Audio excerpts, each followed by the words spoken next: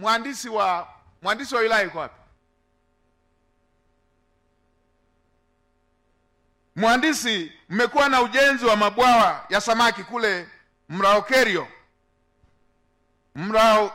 Kerio. Mkandarasi amefanya kazi chini ya kiwango cha ubora unaotakiwa na amepunguza ukubwa wa bwawa lililotakiwa kujengwa. Ninyi mmechukua hatua gani?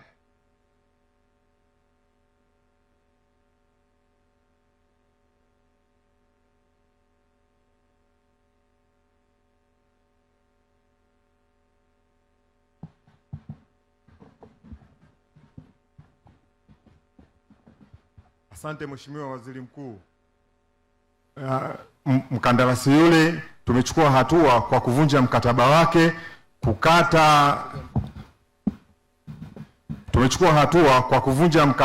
mkataba wake, kukata hasara zote alizotusababishia na kuendelea na mradi ule kwa njia ya force account. Nani aliruhusu abadilishe maelekezo ambayo mlimpa? Hakuna aliyeruhusu maelekezo Mheshimiwa.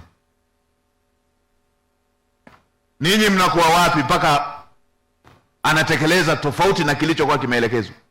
Huu mradi unajengwa wapi? Si huko wilaya hii? Huko wilaya hii Mheshimiwa. Ninyi mlikuwa wapi mpaka amebadilisha?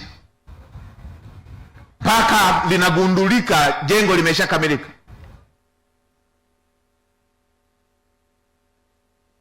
Tabia ya kukaa maofisini, watu wanakaa maofisini. Kutoka mpaka muone ziara, mpaka muone mwenge wa uhuru umekuja. Kwa nini hamsimamii miradi? Kazi yako ni nini? Kazi yangu ni kusimamia miradi ya ujenzi. Imekuwaje ili mpaka limeharibika hamjaweza kugundua?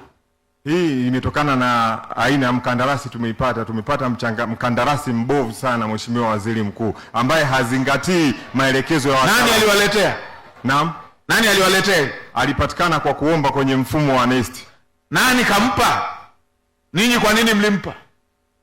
Mnatumia NeST kama kichaka? Hapana Mheshimiwa Waziri Mkuu. Kamanda wa TAKUKURU, fuatilia hili tujue hasa kilichotokea ni nini ili tuweze kuchukua hatua.